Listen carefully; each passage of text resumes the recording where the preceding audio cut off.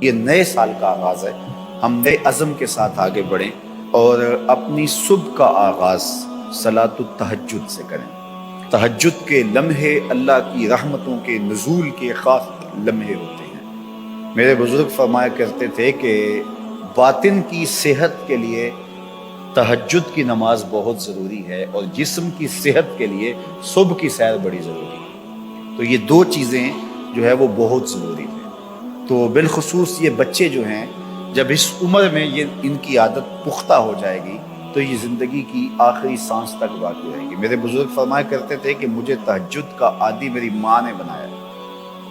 وہ کس طرح کہتے ہیں کہ جب تہجد کا وقت ہوتا تو میری ماں میرے پاؤں آ کے دباتی تھی اور میں جلدی سے اٹھ جاتا تو وہ تہجد کے لیے مجھے مصلی پہ بٹھاتی۔ اس کے بعد نماز فجر ادا کیجئے اور سورۃ یاسین جو شخص اپنے دن کا آغاز سورہ یاسین سے کرتا ہے، سارا دن اس کی حفاظت ہوتی ہے شیاطین سے، شریروں سے، شر سے، گناہوں سے اور بہت سارے معاملات سے اور نادیدہ حملوں سے، بہت کچھ چیزوں سے اللہ تعالیٰ اس کو محفوظ رکھتا ہے۔ تو سارے سورہ یاسین کی تلاوت اپنے معمولات میں شامل کریں۔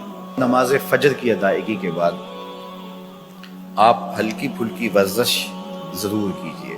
جو قوی مومن ہے، طاقتور مومن ہے، کمزور مومن کی نسبت اللہ کو زیادہ مقبول ہے۔ تو طاقتور مومن، قوی مومن، یہ مطلوب ہے شریعت کا اور یہ مقصود ہے شریعت کا۔ پھر سونے سے قبل سورۃ الملک ایک مرتبہ ضرور پڑھیے گا۔